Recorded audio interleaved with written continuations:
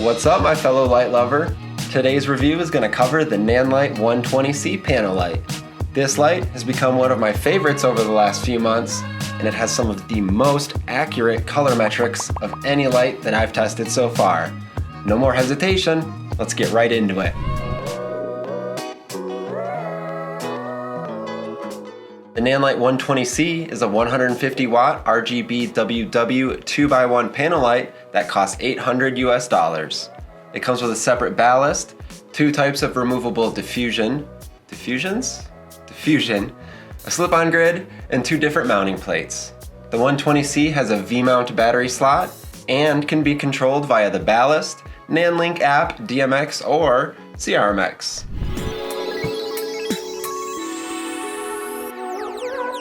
The build quality of this unit is exceptional for the price point. I love the wired pop-up style softbox and how it velcros down for storage. Having this light be set ready in seconds when coming out of the storage box means that it's been my go-to light when I need something quick and easy. Setting up the box and diffusion on the Amaran F22C took longer than I wanted every time, so this new design by Nanlite is very welcomed.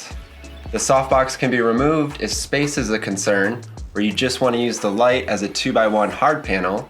Using just the bare panel allows the user to tape the unit to a wall or ceiling to minimize stand usage, or when space is a concern. The LEDs are even domed to increase forward throw when the light is used without diffusion. The provided grid slips on easily and does exactly what it's supposed to do: control the light from spreading. The entire light is fanless for silent operation. The ballast is one giant heatsink, and the back panel of the light is similarly engineered for heat dissipation. The hard back panel also means I'm not worried about the interior cabling of this light eventually wearing out due to folding a soft panel back and forth. Locking connectors on all of the plugs means that I don't have to worry about them slipping out while rigging. When you can't use AC power, the light has a single V-mount battery slot. I do wish that the screen displayed an estimated time remaining instead of just a 4-bar battery icon when running off of battery power though. For the price point of $800, I've even found that the durability has been phenomenal. After 4 months of nearly weekly set use, nothing seems out of place on my unit.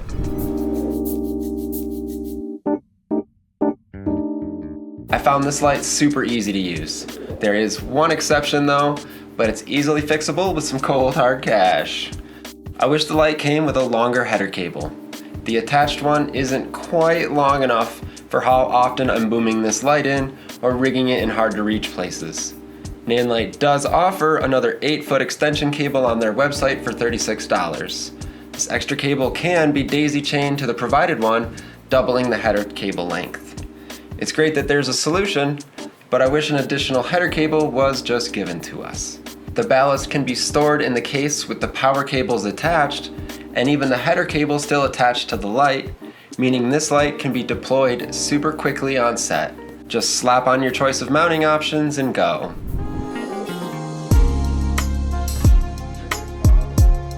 Speaking of mounting, the back of the panel has 3 spots for the mounting brackets to be attached. They can be placed in the center or offset on one side to get a little more reach when booming the light in. To slot into these, the Nanlite 120C comes with 2 different mounting brackets, a junior pin receiver and a junior pin. I found these to be incredibly easy and simple to use. I love this mounting method. Repositioning with the junior pin receiver is made easier by a magic arm style middle part that even has a notch removed so that any angle can be achieved. When alternate mounting options are necessary, there's also 4 5/8" threaded receivers on the back so that baby pins or hooks can be attached to the light as well.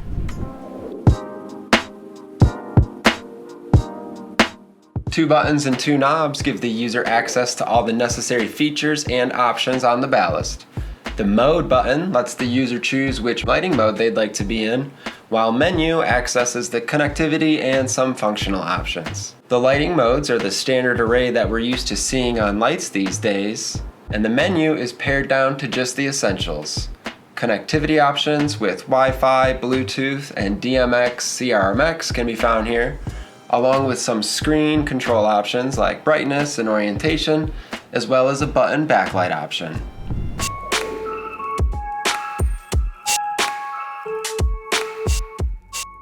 Speaking of connectivity options, the light can be controlled over Wi-Fi with a separately required transmitter, via Bluetooth using the Nanlite app, and it even has both DMX and Lumen Radio CRMX. The light worked flawlessly with the Nanlite app, as well as through the Blackout app via my Lumen Radio Aurora CRMX transmitter. Make sure that you update to the latest firmware though. I was having issues using the light with CRMX until I did this.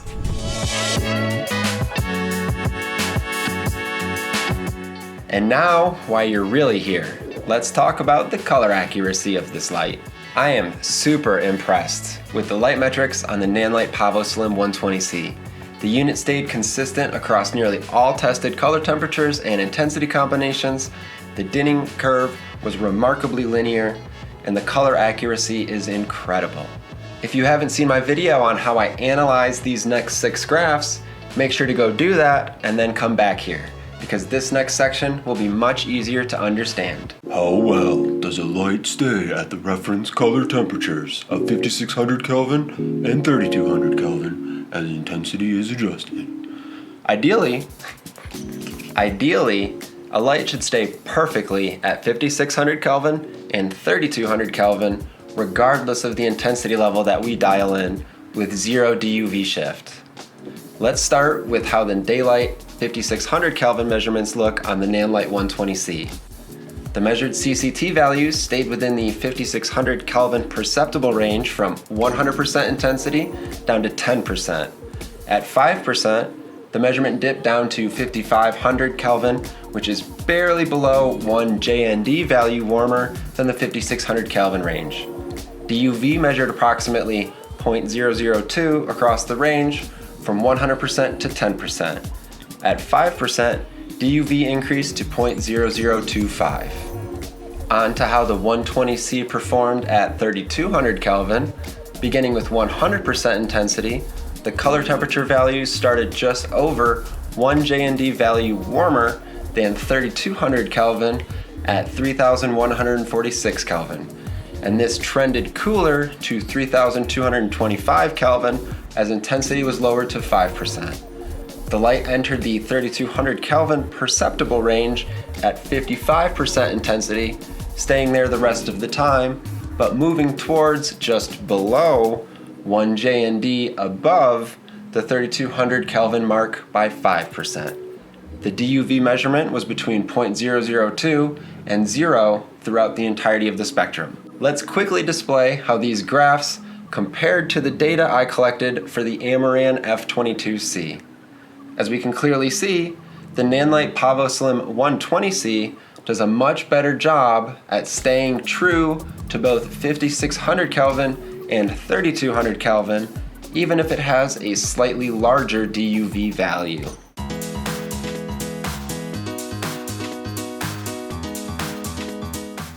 A perfect light would lay along the TM30 reference white line here with no deviation as we lower the intensity from 100 to 25%.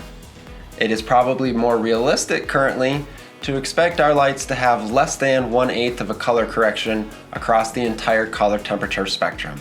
Let's see how Nanlite did. At 100%, the light stayed well within the 1/8 color correction guides from 2700 Kelvin to 7000 Kelvin. The light was slightly greener from 2700 Kelvin until about 4300 Kelvin. At 4400 Kelvin, the light shifted to being slightly magenta for the rest of the color temperature spectrum. At 5600 Kelvin and 7000 Kelvin, the light was accurate to the reference color temperature. This graph changed slightly as the intensity of the light was decreased from 100 to 75 to 50 to 25%. From 75 to 25% intensity, the green shift from 3400 Kelvin reduced, and at 2700 Kelvin strayed from a green to slightly magenta hue shift. Compared to the Amaran F22C, the Pavoslim was slightly worse at staying along the Planckian curve. Not enough to go beyond a 1/16 of a color correction gel difference, which is barely perceptible to our eye, but the data is what it is.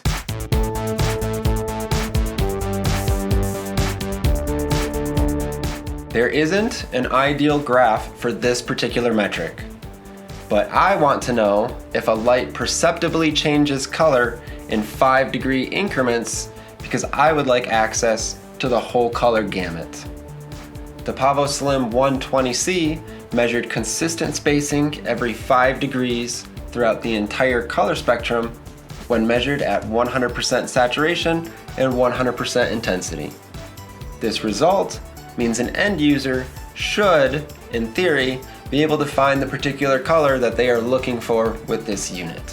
When compared to the Amaran F22C, we can see groupings at the red, green, and blue loci of this graph, indicating a loss of fidelity in these areas when those hues are selected.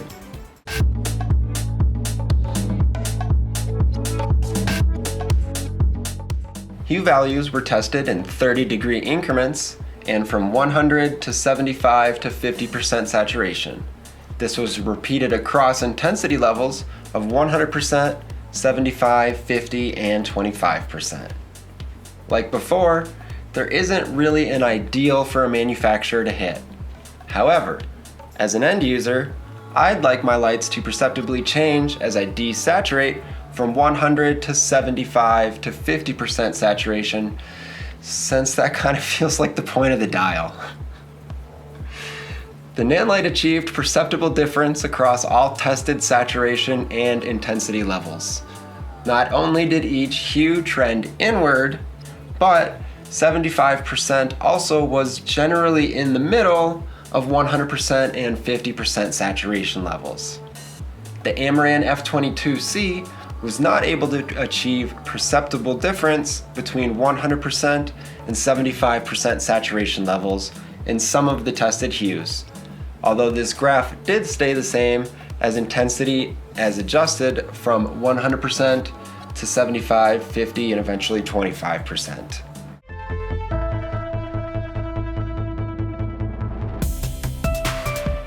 This graph is much like the first graph that we looked at, but this time, instead of seeing how consistent the light is at staying at 5600 Kelvin or 3200 Kelvin, we're seeing how consistent the hue values remain as intensity is lowered.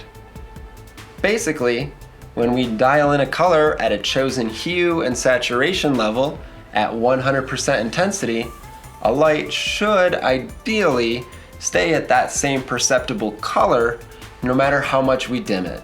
This is probably the one place that I would have liked to see Nanlite perform better. These groupings aren't as tight as it seems that they could be, and the groupings for each hue do grow larger as the saturation level is reduced from 100% to 75% to 50%. When we compare this to the Amaran F22C, we can see that although the chromaticity values of the Amaran F22C don't change between 100% and 75% saturation, the Amaran does have much tighter groupings at each saturation level.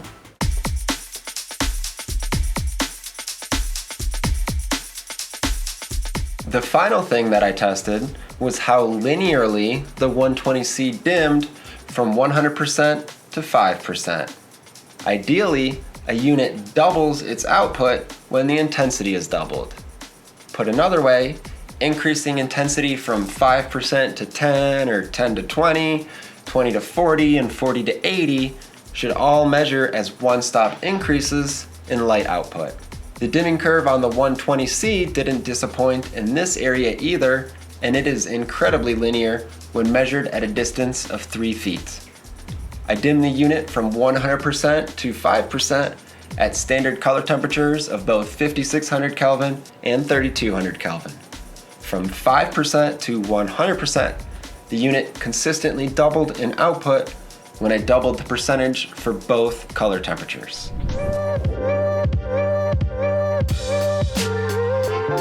The light comes with a pretty standard list of pre-programmed effects, including hue loop, CCT loop, intensity loop, flash, pulse, storm, police car, TV, paparazzi, candle fire, disco, bad bulb, firework, explosion, and welding. As previously mentioned, the light comes with 2 different diffusion choices and a grid. The Magic Cloth-esque diffusion that originally comes attached does a great job at blending all of the LEDs into one soft panel.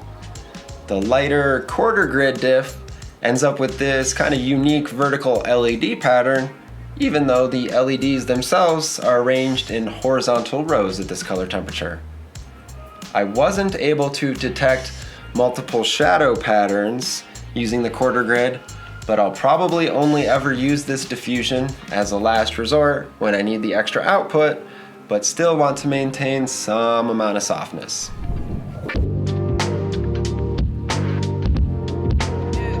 I didn't know where else to put this one, but I tested the wattage and found that it generally output at 140 watts at 100% intensity in CCT mode, only bumping to 148 watts towards the lower end of the advertised CCT range. So to be safe, I'd probably just calculate this one out at 150 watts when you're using it.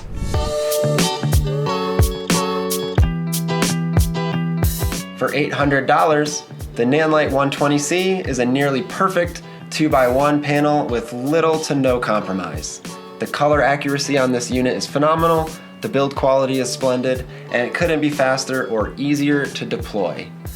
I'm finding a use for it on nearly every set that I go on. I absolutely have no problems recommending that you snag one or a couple of these for your kit, and the 120C has me eager to see what else Nanlite has up their sleeves for future panel releases. Do we finally have the light matte killer that we've all been waiting for? Thanks for watching. I'll see you next time.